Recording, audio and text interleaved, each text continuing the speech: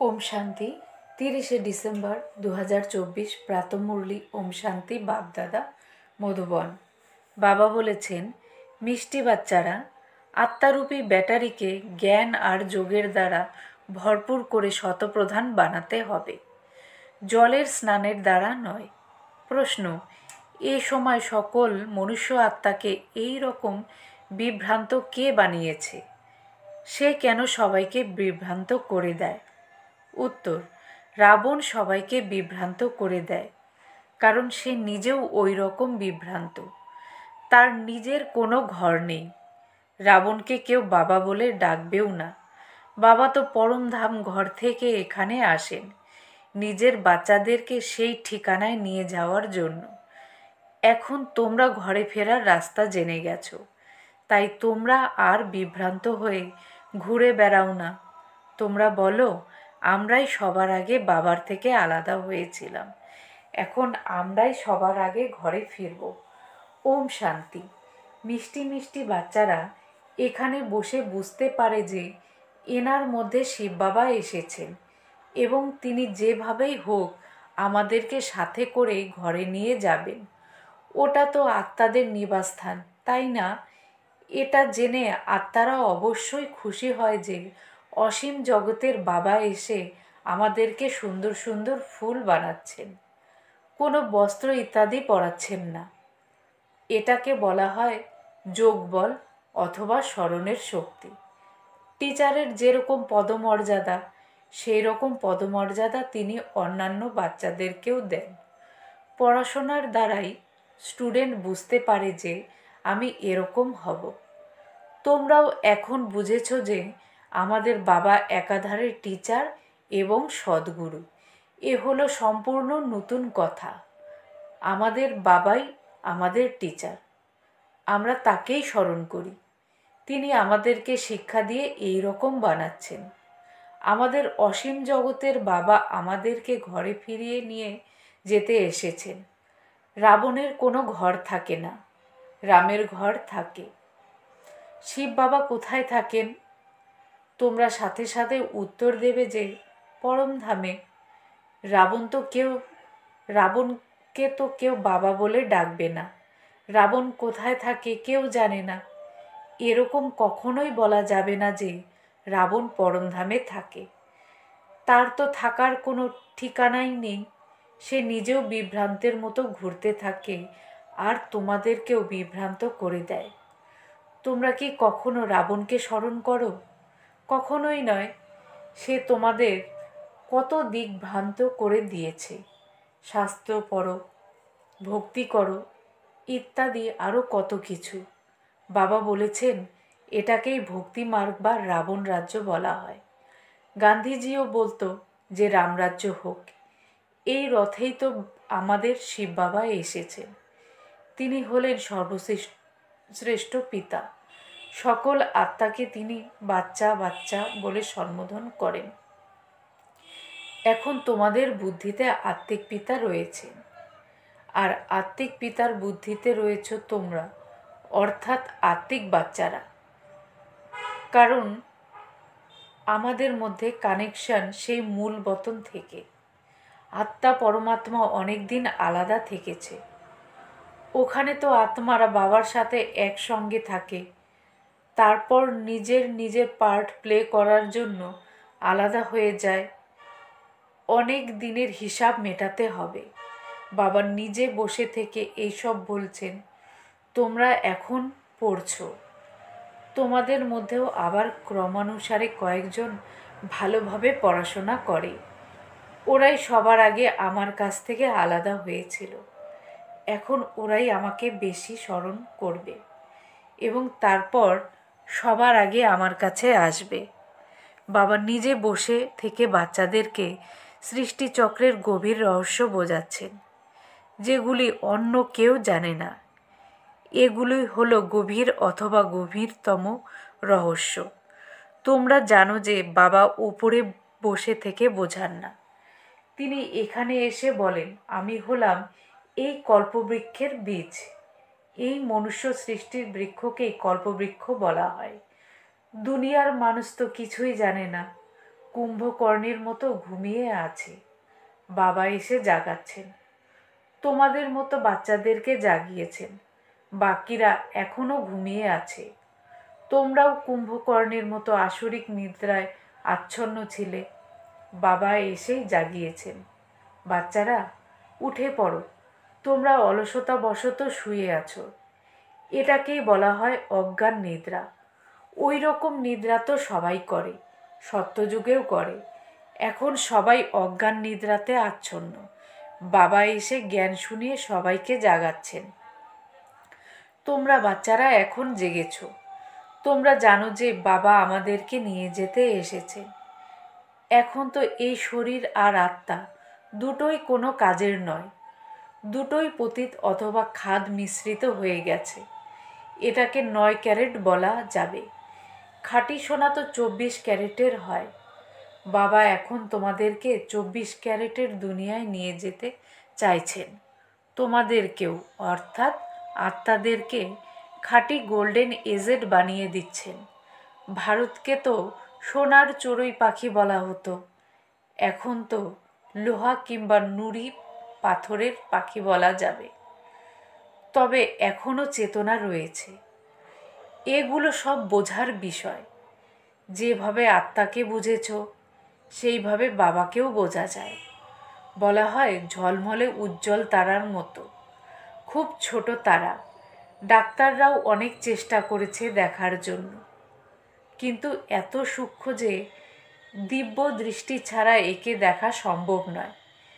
কেউ বলে আত্মা চোখ দিয়ে বেরিয়ে গেছে, কেউ বলে মুখ দিয়ে বেরিয়ে গেছে। কিন্তু বেরিয়ে গিয়ে আত্মা কোথায় যায়? অন্য কোনো শরীরে গিয়ে প্রবেশ করে। এখন তো তোমরা আত্মারা উপরে শান্তিধামে চলে যাবে। তোমরা ভালোভাবে জেনে গেছো যে বাবা আমাদেরকে ঘরে নিয়ে যাবেন। একদিকে আছে কলিযুগ আর অন্যদিকে রয়েছে সত্যযুগ। এখন আমরা এদের সঙ্গমে দাঁড়িয়ে আছি। কত ওয়ান্ডারফুল, তাই না? এখানে কোটি কোটি মানুষ রয়েছে, আর সত্যযুগে কেবল 9 লাখ। বাকি সবাই কোথায় গেল? বিনাশ হয়ে যায়। বাবা তো নতুন দুনিয়া স্থাপন করতেই আসেন। ব্রহ্মার দ্বারা স্থাপন হয়, তারপর 2 রূপের দ্বারা লালন পালনও হবে। এমন নয় যে 4 হাত বিশিষ্ট কোনো মানুষ থাকবে, তাহলে তো কোনো সৌন্দর্যই থাকবে না। বাচ্চাদেরকেও বোঝানো হয় যে শ্রী লক্ষ্মী এবং শ্রী নারায়ণের কম্বাইন্ড রূপকে চতুর্ভুজ দেখানো হয়। শ্রী মানে শ্রেষ্ঠ। ত্রেতার যুগে 2 কলা কম হয়ে যায়। বাচ্চারা এখন যেসব জ্ঞান শুনেছ সেগুলোকে মনে রাখতে হবে। দুটো জিনিসই মুখ্য। বাবাকে স্মরণ করো, অন্য কেউ বুঝতে পারবে না। বাবাই হলেন পতিত পাবন, সর্বশক্তিমান। একটা গান আছে না যে, বাবা তুমি আমাদেরকে আকাশ পৃথিবী সব দিয়ে দিয়েছ, এমন কোনো জিনিস নেই যেটা তুমি আমাদেরকে দাওনি। সমগ্র বিশ্বের রাজত্ব দিয়েছ। তোমরা জানো যে এই লক্ষ্মী নারায়ণই একদিন বিশ্বের মালিক ছিল। তারপর ড্রামার চক্র আবর্তিত হয়েছে। এখন পুরুষার্থের ক্রমানুসারে সম্পূর্ণ নির্বিকার হতে হবে। তোমরা জানো যে বিকারগ্রস্ত থেকে নির্বিকার এবং নির্বিকার থেকে বিকারগ্রস্ত অসংখ্যবার এই 84 জন্মের পার্ট প্লে করেছি। এর সংখ্যা গোনা সম্ভব নয়।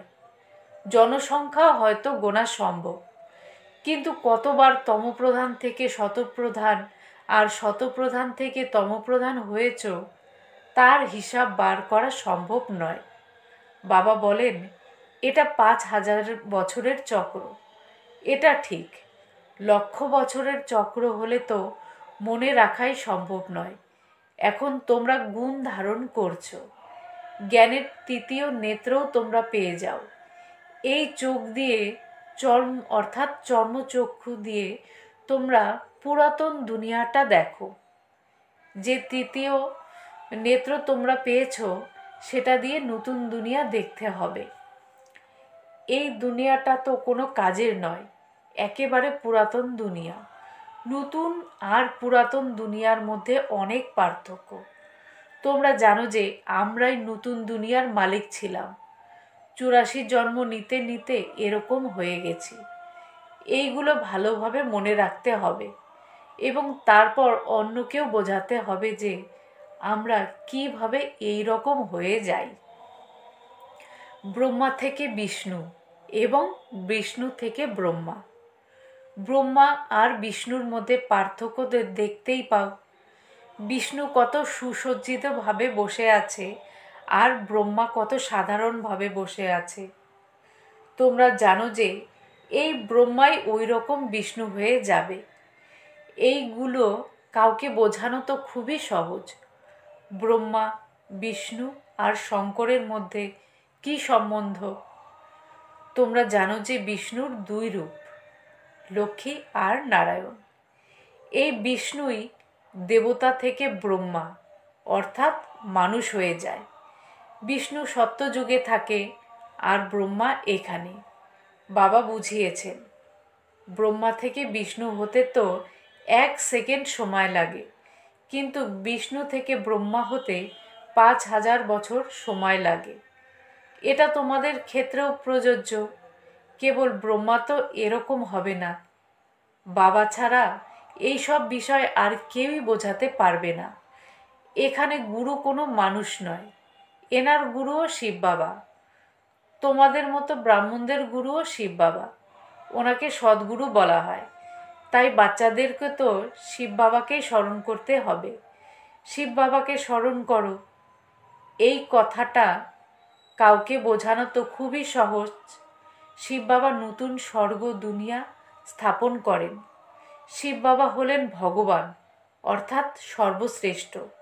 তিনি আমাদের অর্থাৎ আত্মাদের পিতা। সুতরাং ভগবান তার সন্তানদেরকে বলছেন আমাকে অর্থাৎ নিজের পিতাকে স্মরণ করো। স্মরণ করা তো খুবই সহজ।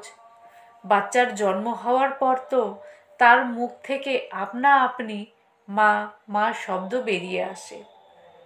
মা বাবা ছাড়া আর কারোর কাছে যায় না। মা যদি মারা যায় তো অন্য ব্যাপার। প্রথমে তো মা আর বাবা, তারপরে অন্যান্য আত্মীয় বন্ধু।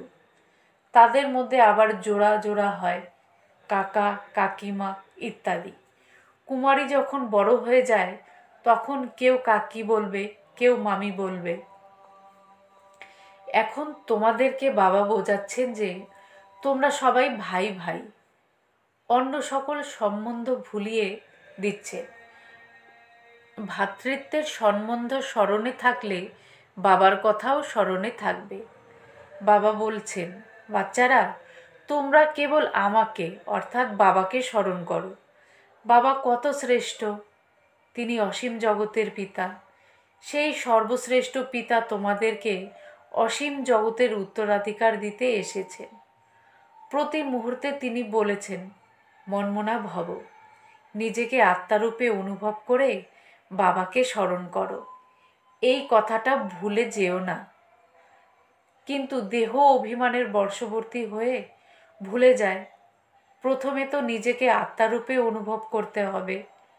আমরা আত্মারা হলাম শালিগ্রাম, আমাদেরকে তো কেবল বাবাকেই স্মরণ করতে হবে।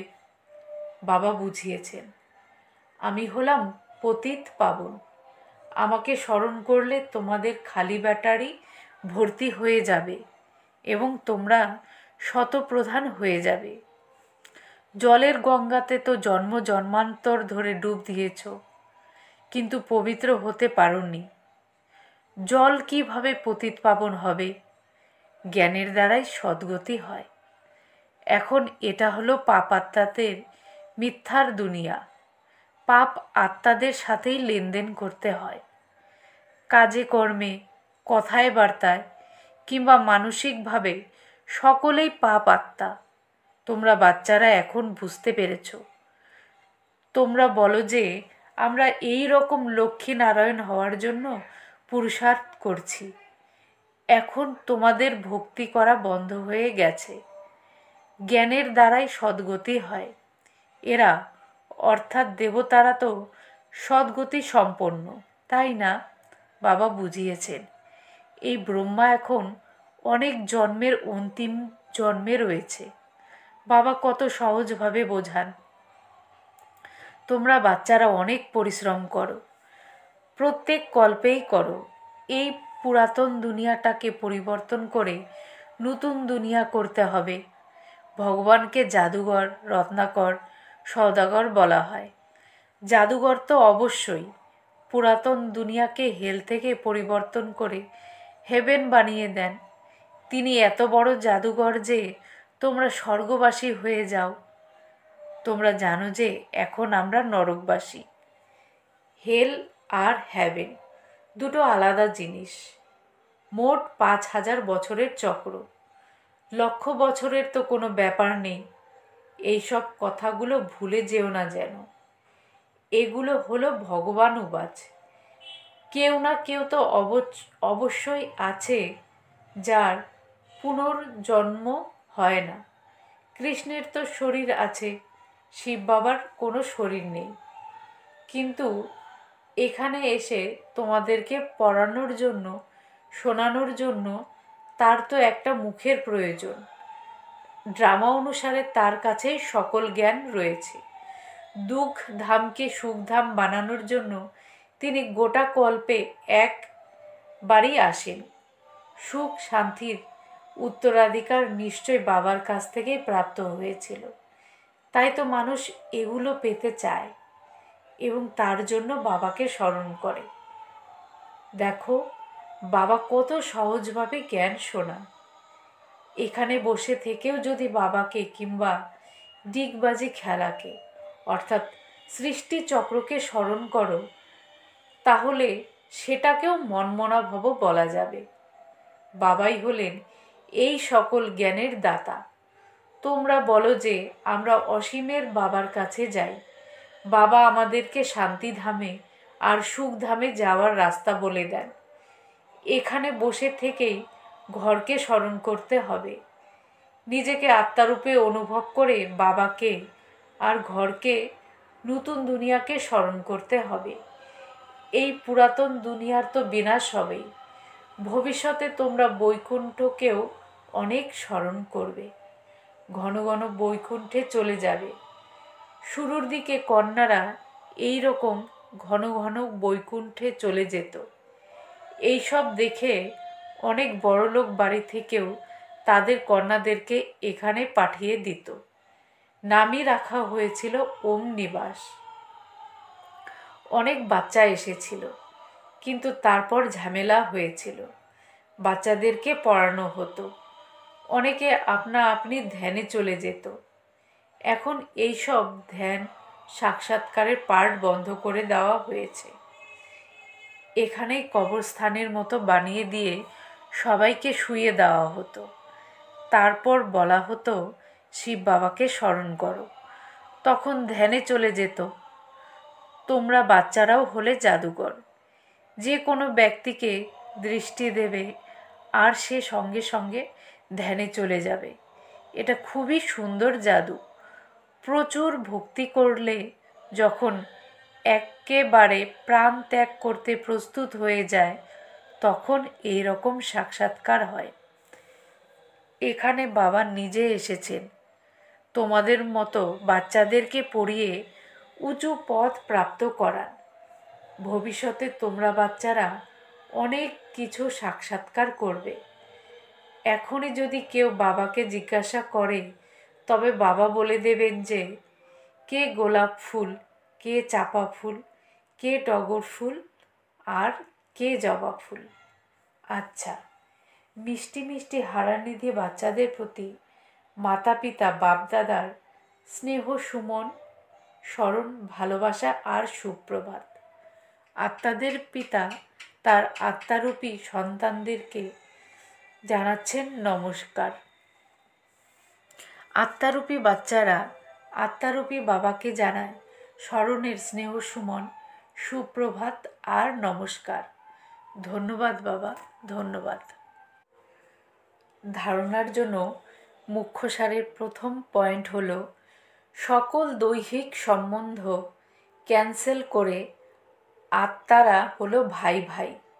সেটা নিশ্চয় করতে হবে। বাবাকে স্মরণ করে সম্পূর্ণ উত্তরাধিকারের যোগ্য হতে হবে। 2 নম্বর, পাপ আত্মাদের সঙ্গে লেনদেন করা উচিত নয়। সবাইকে অজ্ঞান নিদ্রা থেকে জাগিয়ে শান্তিধাম সুখধাম যাওয়ার রাস্তা বলে দিতে হবে।